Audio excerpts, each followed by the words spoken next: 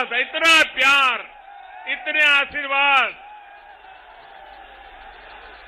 कासगंज के आप सभी भाइयों और बहनों का भी मैं आदरपूर्वक अभिनंदन करता हूं।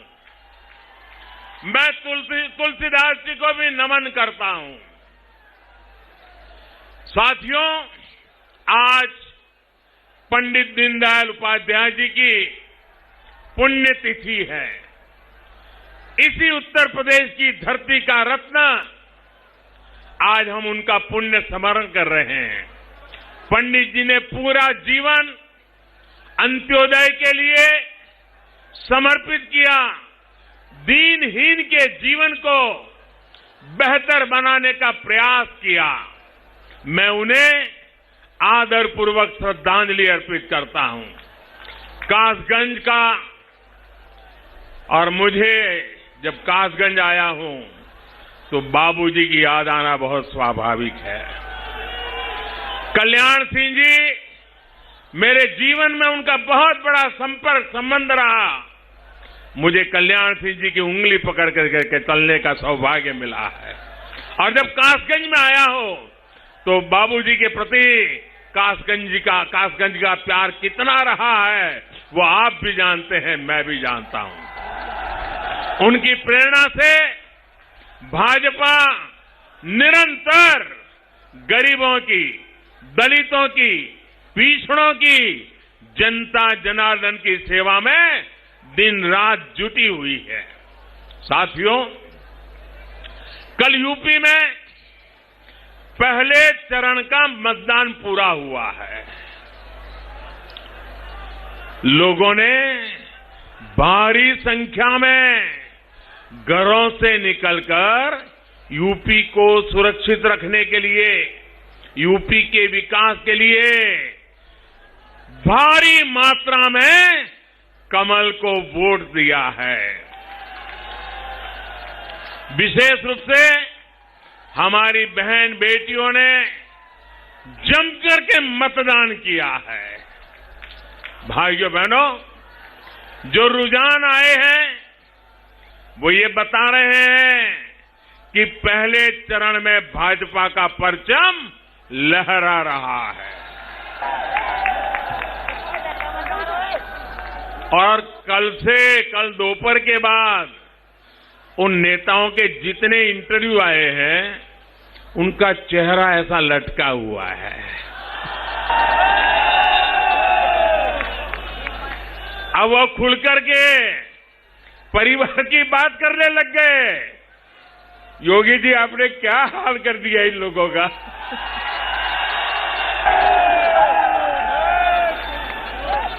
और आप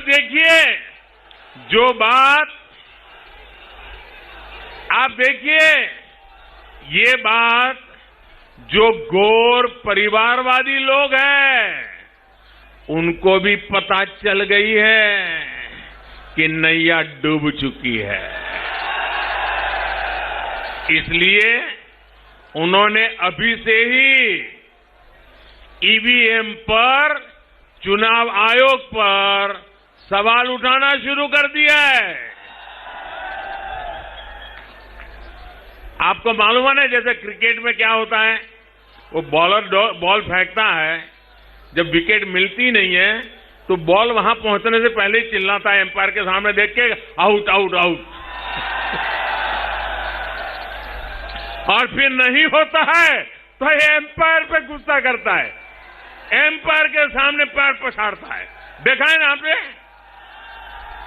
इस चुनाव के पहले चरण के बाद ये लोग उसी प्रकार का भाषा, वातावरण, अब ईवीएम को दोष दो। अरे जनता जनार्दन आपको स्वीकार करने के लिए तैयार नहीं है। अब उत्तर प्रदेश को गुंडा राज नहीं चाहिए। लेकिन मैं इन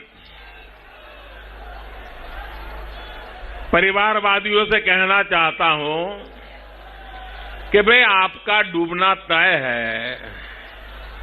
अगर ईवीएम को ही गालियां देनी है तो 10 मार्च के बाद बहुत दिन है, देते रहना। साथियों, मोदी और योगी जी को जो आशीर्वाद और प्यार आप दे रहे हैं, उसने परिवारवादियों की नींद उड़ा दी है। कितनी कोशिश की इन लोगों ने आपको बांटने की, जाति के नाम पर अलग अलग करने की, लेकिन ये लोग पूरी तरह फेल हो गए। आपने एकता के दर्शन करा दिए, आपने नौजवानों के उज्जवल भविष्य की चिंता की। भाइयों बहनों, ये परिवारवादी महलों में जिंदगी गुजारने वालों को जमीनी सच्चाई का पता ही नहीं है।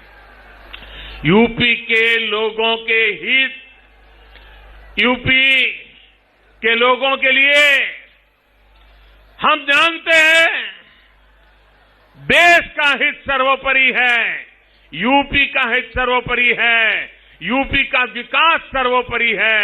इसलिए वो कमल के निशान पर वोट कर रहे हैं, भारतीय जनता पार्टी को इतना भारी समर्थन दे रहे हैं।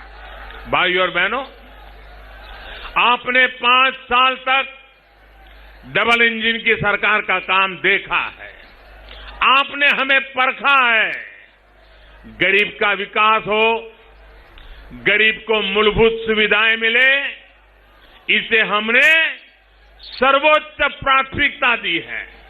लेकिन इन परिवारवादियों ने अपना घर, अपनी तिजोरी तो भरी, लेकिन कभी गरीब की चिंता नहीं की।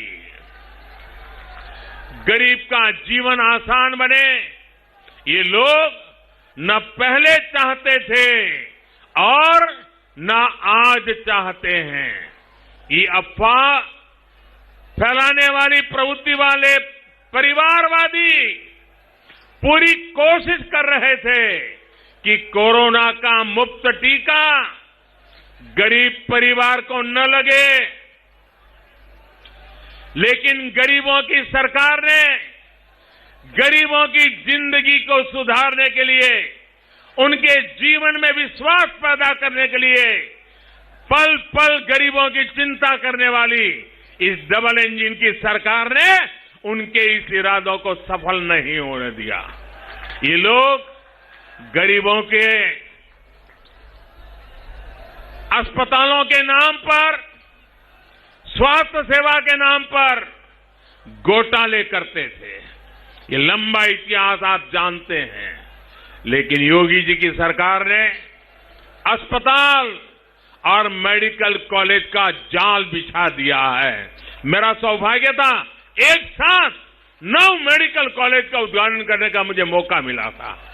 यह हिंदुस्तान में कभी नहीं हुआ है जो योगी जी की सरकार में हो रहा है।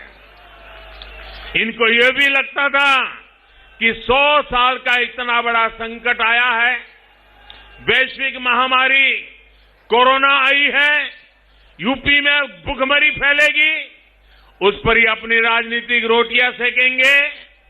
लेकिन इन लोगों को एहसास ही नहीं था कि मोदी योगी ने इनके राशन माफिया, मालूम है ना राशन माफिया, ये राशन माफिया को किनारे लगा दिया है।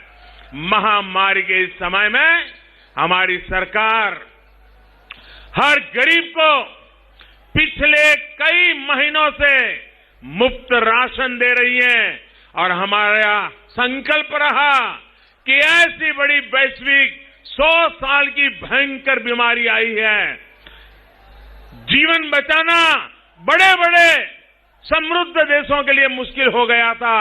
हमने जीवन भी बचाने के लिए जी जान से मेहनत की और हमने कोशिश की कि गरीब के घर का चूल्हा जलता रहना चाहिए। आज गरीब माताएं बहनें मोदी को आशीर्वाद दे रहे हैं, योगी को आशीर्वाद दे रहे हैं, क्योंकि उनको पता है कि उनके घर में कभी बच्चों को भूखा सोना नहीं पड़ा है, घर का चूल्हा कभी बंद नहीं हुआ है। भाइयों बहनों, अब दिल्ली से गरीब, दलित, पिछड़ों के लिए निकला राशन, राशन का हर दाना उसके जो हकदार है उनके पास जाता है। राशन माफिया नहीं है, इसलिए रास्ता गरीब के घर पहुंच जाता है। डबल इंजन की सरकार ने गैस प्लांट का नेटवर्क तैयार हो रहा है, वो किसानों को आय का एक और जरिया बनेगा।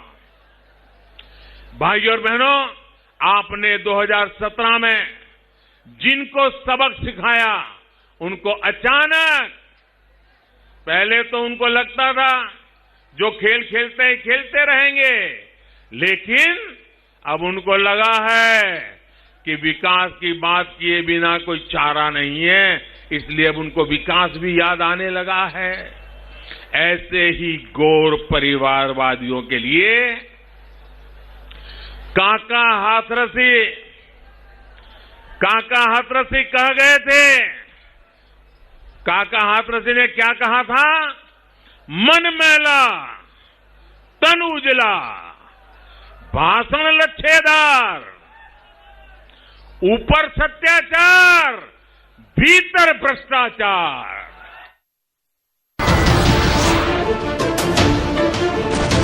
नमस्कार, मैं हूं मानक गुप्ता। अगर आपको हमारा ये वीडियो पसंद आया हो तो इसे लाइक और शेयर जरूर करें, और हां, हमें सब्सक्राइब और फॉलो करना ना भूलें ताकि आप देश और दुनिया की कोई खबर मिस ना करें। तो जुड़े रहिए हमारे साथ और देखते रहिए न्यूज़ 24।